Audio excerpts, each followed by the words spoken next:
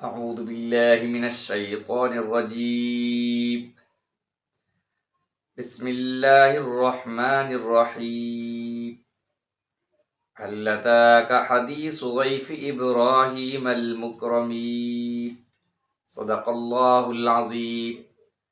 قرآن کریم فرقان حمید کی سورۃ الذاریات کا دوسرا رکوع ہے، جس کے اندر اللہ تبارک و تعالیٰ نے حضرت ابراہیم علیہ السلام کی مہمان نوازی کا ذکر کیا اور جن فرشتوں کو انسانی شکل کے اندر اللہ نے بھیجا ہے، اللہ نے ان کی حالت کو ذکر کیا ہے۔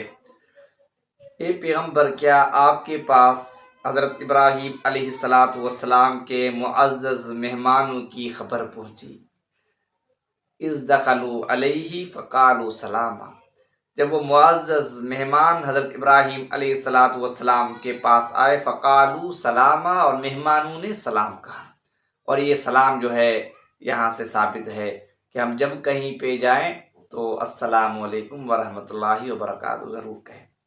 قال سلام، حضرت ابراہیم علیہ السلام نے جواب میں ان کو بھی سلام کہا، سلام کا جواب دیا۔ قال سلام قوم منکرون، اور یہ جو لوگ تھے یہ انجان معلوم ہوتے تھے، حضرت ابراہیم علیہ السلام نے کبھی ان کو دیکھا نہیں تھا، یہ نئے لوگ معلوم ہوتے تھے۔ فراغ الی اہلہ فجاء بعجل سمین، اس کے بعد ایک ادب ہے کہ جب مہمان آپ کے پاس جیسے ہی آئے اس کو اچھی جگہ پر بٹھا کر اس کے بعد ان کے لیے پانی کے بعد جو ہے کھانے کا انتظام کیا جائے اگر کھانے کا وقت ہو۔ فراغ الی اہلہ، تو حضرت ابراہیم علیہ السلام ان سے نظریں بچا کر جلدی گھر کی طرف گئے۔ فجاء بعجل سمین، اور ایک تلا ہوا بچھڑا لے آئے۔ اب جس طرح جہاں پہ بھی جیسی چیز گھر کے اندر مہیا ہو تو انسان بلا تکلف اپنے مہمانوں کو پیش کرے، دل کے اندر برا مت مانے یہ کیوں آ گئے، ہم پھنس گئے ہیں، اس طرح نہیں، خوشی کے ساتھ۔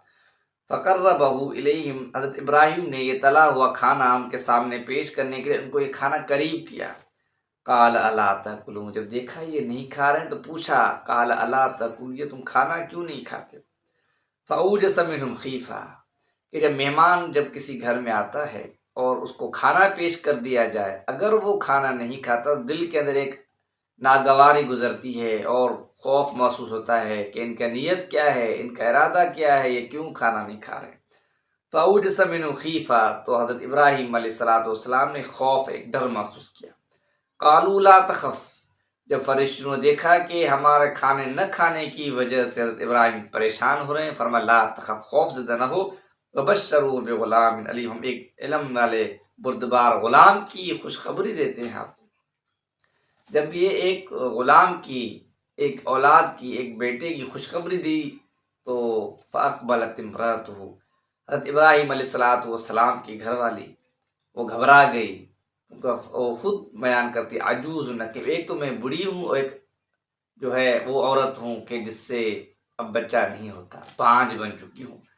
فاقبلت امرأتہ فی سرۃ فسکت وجہہا، ایک یہ حیرت زدہ بات تھی کہ ایک بانجھ، ایک بوڑھی عورت جو آخری مراحل کے اندر ہو، اس سے ایک پیدائش کا مسئلہ، اس سے بچے کی پیدائش کیسے ہوگی؟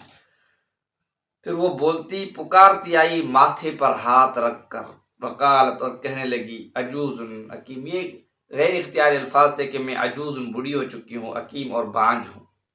قالوا کذالک، تو فرشتے کہنے لگے کہ یہ اللہ تعالیٰ کا ہی ارادہ ہے، اسی طرح اللہ تعالیٰ پیدا کرنے پر قادر ہے۔ قال ربک انہ هو الحکیم الحکیم، فرمایا کہ یقیناً آپ کا رب حکمت والا ہے، جاننے والا ہے۔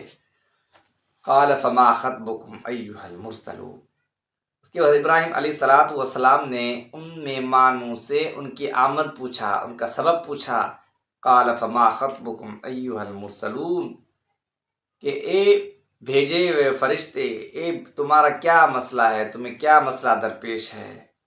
قالوا انا ارسلنا الی قوم مجرمین، تو فرشتے کہنے لگے ہم نے بھیجا گیا ہے مجرم قوم کی طرف، لنرسل علیہم حجارۃ من طین، تاکہ ہم ان پر کنکر پتھر کے برسائیں، مسومۃ عند ربک، اور ان کنکروں پر جو آسمان سے نیچے مجرم لوگوں پر پڑیں گے وہ ان پر نام لکھے ہوں گے کہ جس مجرم کا نام ہوگا وہ اسی مجرم پر جو ہے وہ پتھر گرے گا۔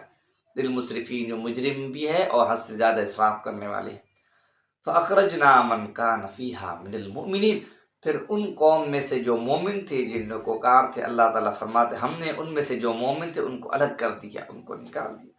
فَمَا وَجَدْنَا فِيهَا غَيْرَ بَيْتٍ مِّنَ الْمُسْلِمِينَ، اور ان میں سے ایمان والوں کا جنہوں نے اسلام لایا صرف ایک گھر تھا، باقی سب جو ہے وہ منکر تھے۔ وَتَرَكْنَا فِيهَا آیَةً، پھر ہم نے ان میں نشانیاں چھوڑی ان لوگوں کے لیے یخافون عذاب الیم، جو دردناک عذاب سے ڈرتے۔